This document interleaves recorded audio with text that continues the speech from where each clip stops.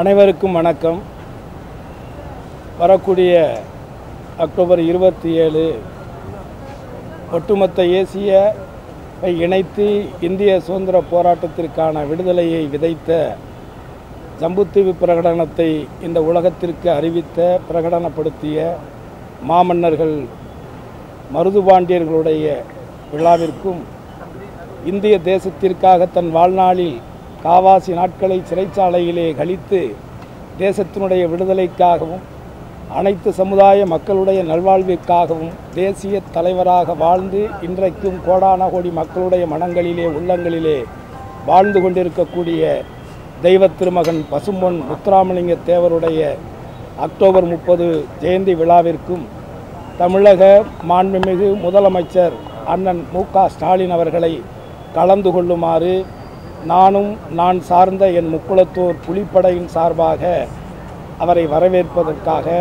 அந்த விழாவில் கலந்து கொண்டு சிறப்பிப்பதற்காக என்னுடைய அழைப்புதலை அவரிடத்திலே கொடுத்திருக்கிறேன்.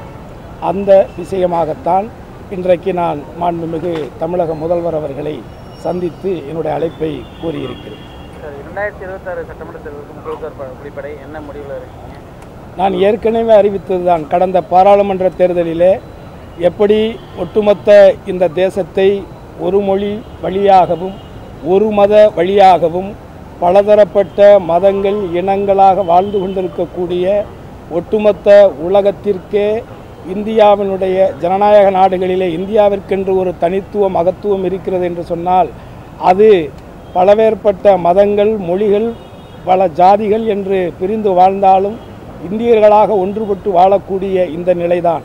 அந்த நிலைக்கு உழை வைப்பது போன்ற கொள்கை சித்தாந்தங்களை கொண்ட பிஜேபியினுடைய ஒரு அவர்களுடைய ஆட்சியோ அவர்களுடைய கட்சியை சார்ந்தவர்களோ தமிழகத்திலே வேரூன்றி விடக்கூடாது என்பதற்காகத்தான் கடந்த பாராளுமன்ற தேர்தலிலே நான் திராவிட முன்னேற்றக் கழகத்தை ஆதரித்து அந்த சித்தாந்தத்தை எதிர்த்து அவர்களுடைய சித்தாந்தத்தால் குறிப்பாக ஆர்எஸ்எஸ் சித்தாந்தத்தால் பாஜகவினுடைய நிலை இங்கே வேரூன்றுமையானால் எதிர்காலத்திலே நமக்கான அடையாளம் நமக்கான மொழி நமக்கான இந்த மண் நம்மைக்கு இல்லாமல் போய்விடும் என்ற ஒரு அபாயத்தை மக்களிடத்தில் எடுத்து சொல்லி நான் தேர்தல் வேலைகளை செய்தேன்.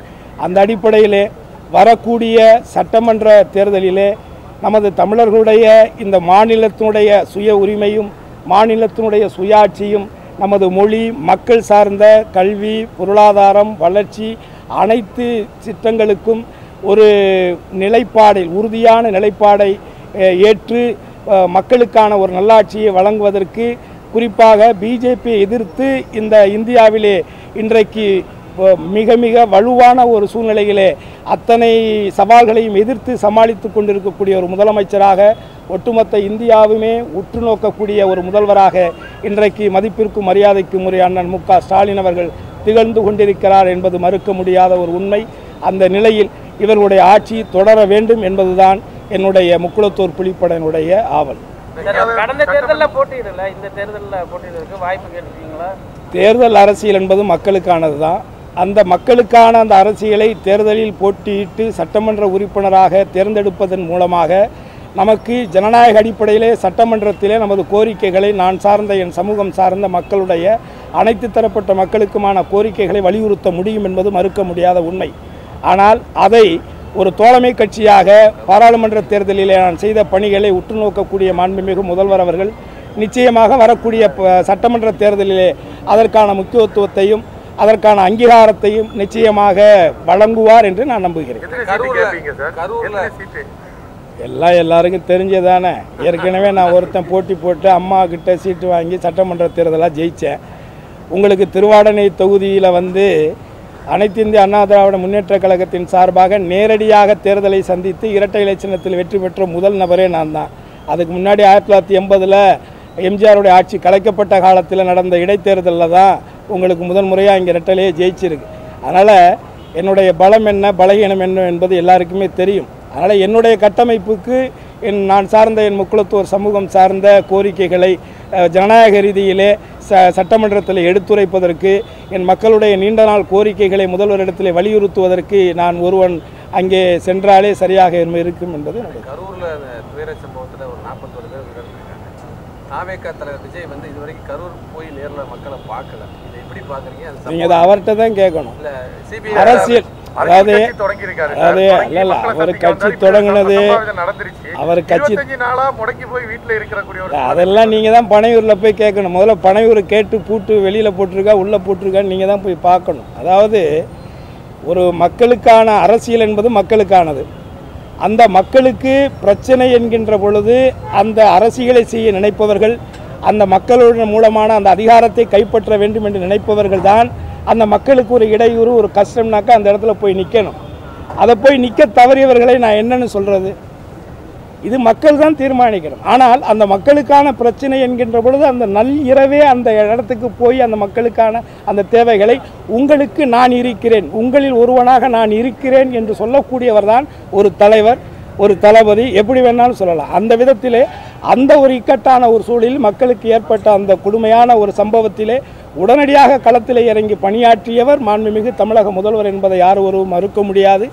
ஆகவே இந்த மக்களுடைய அதிகாரத்தை கைப்பற்ற வேண்டும் என்று நினைக்கக்கூடியவர்கள், அவரை சார்ந்த அந்த மக்கள், குறிப்பாக பொதுமக்கள், அவர் இயக்கத்தை சார்ந்தவர்கள், அவர் கட்சியை சார்ந்தவர்கள், அவருடைய ரசிகர்கள் இறந்திருக்கிறார் இந்த சூழ்நிலையில் அவர் இப்படிப்பட்ட ஒரு நிலையிலே இருக்கிறார் என்று சொன்னால் இதை மக்கள் தான் புரிந்து இவர் நமக்கானவரா, இது மக்களுக்கானவரா, இல்லை மக்களுக்கான பிரச்சனைகளுக்கு களத்தில் இறங்கக்கூடியவரா என்பதை மக்கள் தான் தீர்மானிக்கும். ஏற்கனவே பாஜகவை கடுமையாக விமர்சனம் பண்ணாரு, சிபிஐ விசாரணையை கூட விமர்சனம் பண்ணியிருக்காரு.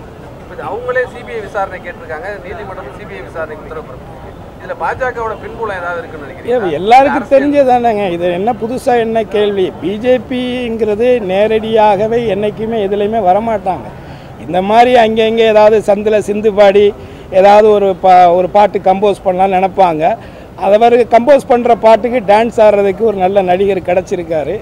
ஆல்மோஸ்ட் சாங்கு தயாராகும் நினைக்கிறேன். இன்னும் பார்க்கல, நான் பார்க்கணும்.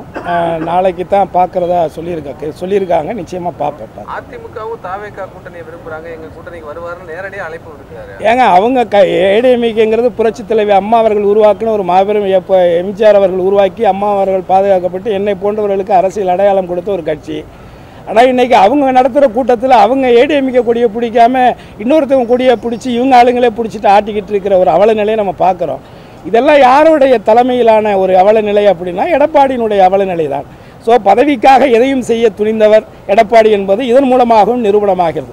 தனக்கான ஒரு மாபெரும் இயக்கத்தை எந்த விதமான ஒரு கட்டமைப்புமே இல்லாத ஒரு காட்டாரை போன்ற ஒரு வெள்ளப்பெருக்காக ஓடுகின்ற ஒரு ரசிகர் கூட்டத்தை நம்பி அவங்க கையில் இவங்களே செட் பண்ணி அவங்க கொடியை எடுத்துக்கிட்டு இவங்க கூட்டத்தில் ஆட்டிக்கிட்டு அவர் இருக்காங்க இவங்க இருக்காங்கன்னு இப்படி ஒரு அவலமான ஒரு சூழலை நினைச்சு ஏடிஎம்கேனுடைய தொண்டர்கள் ரொம்ப குமுறிக்கிட்டு இருக்காங்க. நிறைய பேர் எங்கிட்டே பேசுகிறாங்க, ரொம்ப வேதனைப்படுறாங்க. ஆனால் இதுக்கெல்லாம் முதல் காரணம் எடப்பாடி தான். அவருடைய சுயநலத்திற்காக அந்த கட்சியை கூட அடமானம் வச்சுட்டு போனாலும் போவார். அதில் ஒன்றும் ஆச்சரியப்படுது.